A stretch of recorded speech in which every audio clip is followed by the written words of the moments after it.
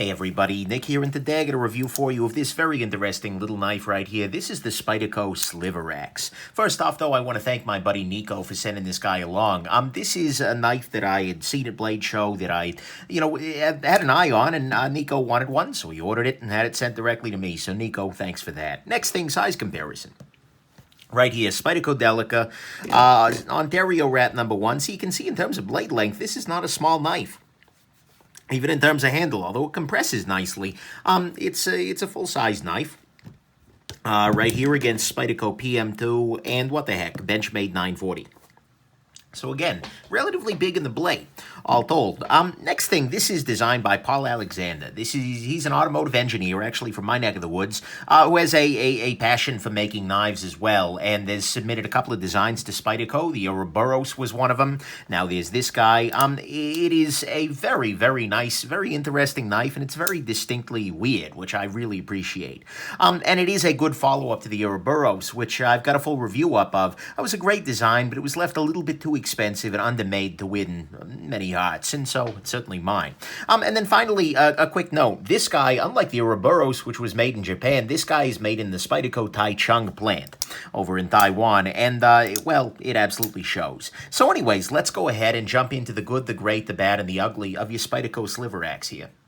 Okay, so there's a lot of good here. First off, I gotta say, this, as you saw in the disassembly, has a brand new bearing and pivot mechanism, which is interesting. Spyderco took some heat some time back for the prior flipping mechanism that they used for bearings, which had a very thin washer that for some people did deform. I never had a problem with it, but you know what? It's something they acknowledged to be a potential weakness, and they've designed around it, and so I appreciate that they're willing to completely redo their bearing system and everything into something that seems very reliable, has no obvious points of failure. I mean, I'm not an engineer, but looks pretty solid, and they're willing to do that on all their new knives, or at least certainly on this one that's, I think, the first new flipper release since that happened. So that's great. The other thing I'll highlight is the fact that they added 1.5 stop pins on this. You can see here there's one stop pin up front here, and then there's another one that's only on this side, on the other side. And that means that when this knife is open, it's being supported by two different pins. And the way that this was explained is that it allows basically the compression lock is always going to be, there's upward force being exerted on this pin. This bottom pin down here, it does not have that force, and so this just provides extra reinforcement and solidity, and indeed this is very reinforced and solid. So I appreciate the fact that they're trying new things in this design, even though it is also a very strange design, so I'll take that. Next thing, the designer of this guy, Paul Alexander, I like his work as a knife designer, but I also like his work as a human. He comes across as very personable, very kind, and he's very participatory in the Spyderco forums. It's great to know not only that, the design is out there, but to be able to hear his thoughts, how he was thinking as he designed various elements of this knife, and to hear a little bit more behind the scenes. I love that he's doing that, and it's one of the things that just makes me like his work even more. So, Paul, thank you for taking that time. Next thing, ergonomically speaking, this is great. It feels very good in the hand. It has a nice swell in the back here, which helps to prevent it from popping out of your hand on this dimension. This, the flipper tab effectively acts as a blade guard, so you can't fly off that other side. Then couple that with the carbon fiber, which is actually textured. I mean, you can really see, I hope that this texturing, it's not too aggressive, but it's absolutely grippy. This is just not going anywhere, and it feels pretty good in the hand. There is one hot spot off the clip in the back here, but you know what? Overall, it's a good ergonomic piece, so that's great. This is also very nice in the pocket. It has a very deep carry. Well, not like, oh my God, incredibly deep, but you know what? It's very deep relative to most pocket knives. Wire clip. I love the wire clip from Spyderco. I think it's one of the better clips out there. And it's also a relatively small knife in the pocket. If we compare this to the Spyderco Delica, which is also a very small knife in the pocket, you can see that aside from the flipper tab, the Delica is just, it's pretty similar. This guy's a little bit taller, but it's also a little narrower than the Delica, even at the thicker points. So this just feels great in the pocket. And it's also relatively lightweight. For full steel liners and a blade of this kind of thick, it's not bad. You come in at 3.2 ounces, which is actually a little bit less than 1 ounce an inch, which I appreciate very much. Next thing, this guy has a great blade on it. It is S30V steel, CPM S30V, which is a great steel. It is good to go. I have no problem with S30V. It has a nice rapid plunge grind, and they've sharpened all the way up to the edge of it. It is very, very sharp out of the box, and it cuts very nicely. It's thin behind the edge. It's got this full flat grind. Look, this is a joy to use. And so this is a great blade for actually cutting things, which is great. Next thing, the price on this guy to me comes across as pretty solid. $150 is the price on this guy, but you get S30V, you get brand new bearing system, a whole bunch of R&D here, and then the fit and finish on it is on Taichung levels. The Taichung plant is, in terms of fit and finish, either the best or neck and neck with Golden in terms of fit and finish overall. They have done a great job on this knife, and so $150 doesn't bug me at all. Next thing, the fit and finish I was just talking about is very nice here. Everything is very nicely aligned. There aren't gaps. Everything's relatively smooth. This is a great, the build quality on this guy is a very, very beautiful thing.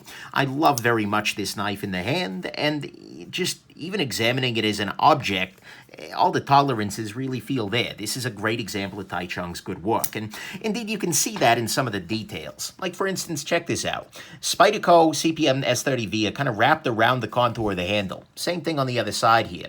Very, very nice little detail. The flipper tab is rounded on all these fronts. They've got a nice, not just a chamfer, but a nice rounding here, which means that even though this is sticking out, it's going to not injure the things in your pocket quite as effectively. So I appreciate that. And it's relatively small even as it is. There are nice chamfers on all of the sharper edges here. The compression lock bar is actually rounded on the top there, which makes, again, that's a beautiful little feeling on the finger there.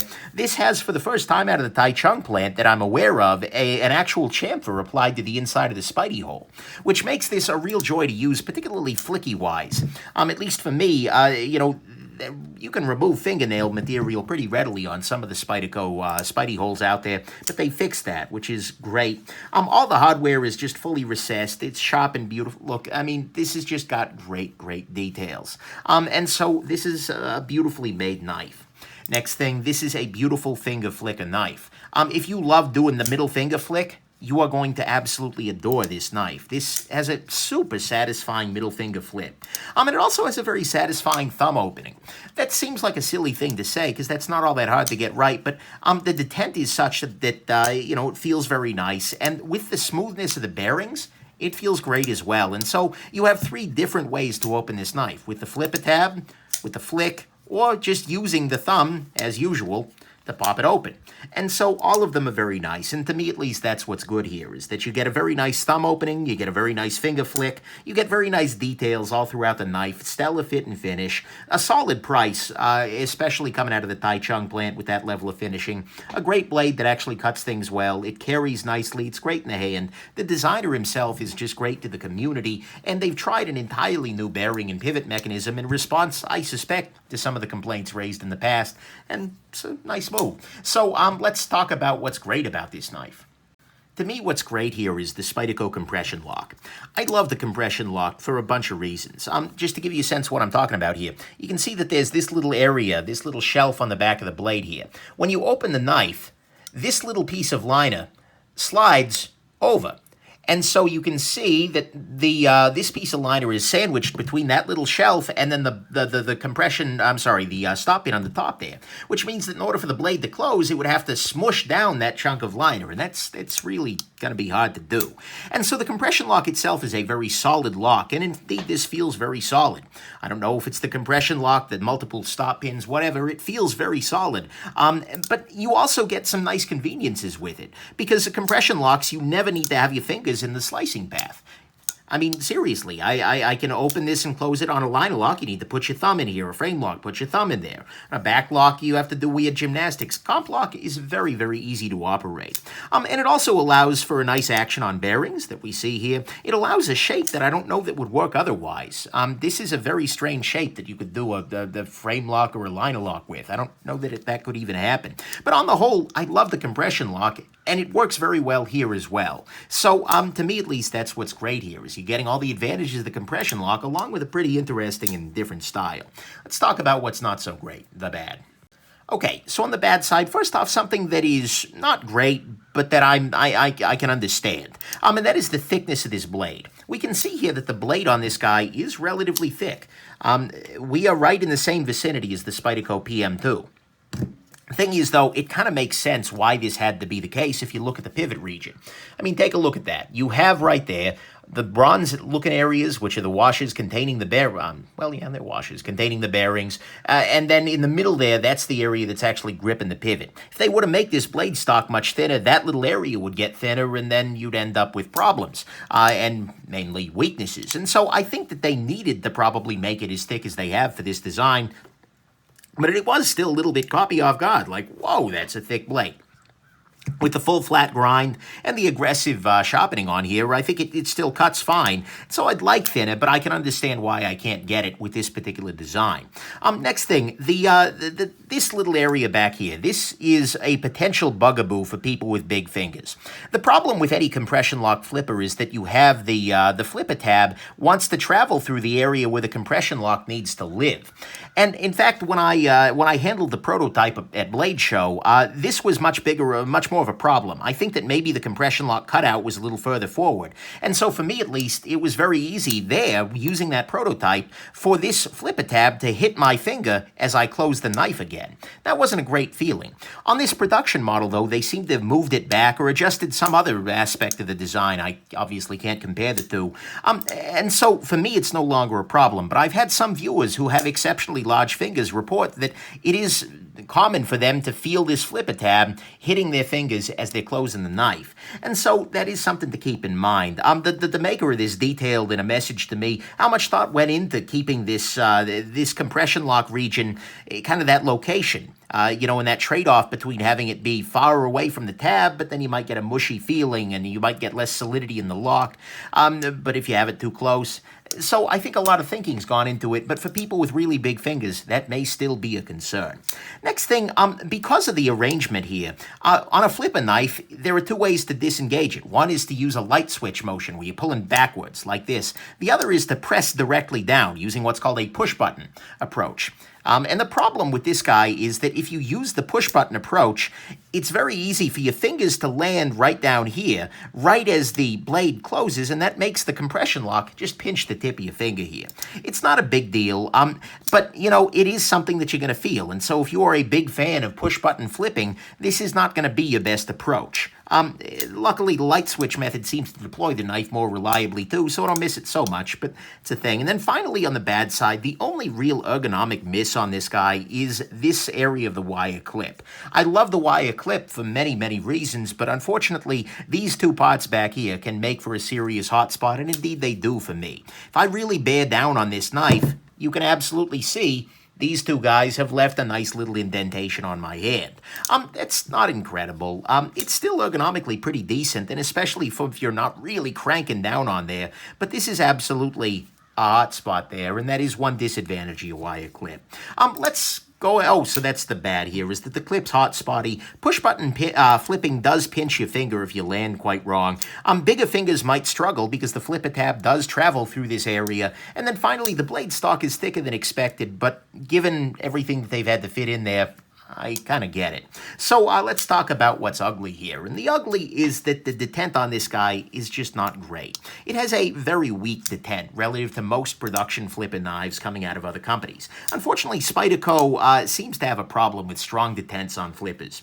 And so, unfortunately, although you can deploy this guy reliably, I would say 95% of the time, I think you've seen during the course of this review a couple of missed flips, or at least during some takes, but they're absolutely out there. And I am hoping they're going to work on this a little bit more in the future. Getting the Taichung plant producing firmer detents would be a wonderful thing for this. But as it stands, with the detent in the shape it is, this knife is actually much better and much more compelling as a finger-flicked or a thumb-open sort of knife. And so that, to me at least, is ugly, is that this is really, it's Spyderco's very first compression lock flipper. I hope I mentioned that earlier, but at the very least, and unfortunately, it just doesn't have a great action as a flipper. So that's the uglies, that the detent is just a little too weak. Let's go into your final conclusion here. So, final conclusion, this is a little bit odd, because this is, as I said, Spyderco's first compression lock flipper. There have been a couple of these before. Brad Southern has done it in custom knives, as has Kevin Smock in the SK23, but this is the first production compression lock flipper that I am aware of, and it's certainly the first one to be brought to market by Spyderco. And the thing is, they did pick a great design to start with because it is ergonomic. It is cutting focused, and Spyderco so often is. It is very uniquely weird, and that's one thing that Spyderco does better than anybody else, is making kind of weird knives. And it takes very good advantage of the compression lock to do something that I don't know would be possible otherwise, this kind of a handle contouring. But the funny thing, though, is that even though this is their first compression lock flipper, the flipper is actually the main source of bad and ugly and frustration in this knife. Because without the flipper tab on here, this knife would work a little bit better for big fingers. It wouldn't swing through this area at all. It couldn't catch your finger. You would lose the pocket pecker, which is given relatively minimal here, but is absolutely a thing, and it's something that frustrates me more and more with modern flipper knives. You wouldn't get the finger pinch because, well, you wouldn't be flipping like that, and the detent on this guy is perfectly dialed in for the middle finger flick or for using a thumb here, but it's a little bit too weak for using the flipper tab. And so, even though this knife, at least right now, is being thought of as being notable and interesting for being the first compression lock flipper, I feel like this is a markedly better knife if you don't think about it as being a flipper at all. In that case, this becomes way more compelling, and I think a non-flipper version might be even better than the flipper version we have here. And in fact, several people on the Spyderco forums agree and have done this already. And in fact, my buddy Nico, who sent this guy along, is curious enough to find out. And so as soon as this review is filmed, I'm going to be sending this guy off to Spade Knife Works to have this flipper tab removed. So that way we're going to have a Spyderco Sliverax that doesn't have a flipper tab, which will remove a couple of those issues. And then I'll do a follow-up review when it returns, and I think it's going to be even better. But for now, the Sliverax is a great knife out of the box. It's got a great design, a great blade, a great lock, and very good build quality. And, you know, even though the detent is a little frustrating for actually flipping, it's quite nice for flicking and whatnot, and I have high hopes that once the vestigial flipper tab on this guy is gone, what's left behind is going to be able to shine brighter than it already does, and I think it will absolutely become a shining freaking gem, because even in its current state, this is very, very good, and is right on the borderline. So there you go. That's the Sliverax, Spyderco's first compression lock flipper that I kind of wish wasn't a compression lock flipper. But hey, we'll see what it looks like on the other side of that. So I hope this has been interesting. Keep an eye out for the follow-up on this guy. And have yourselves an absolutely wonderful rest of your day. Bye now.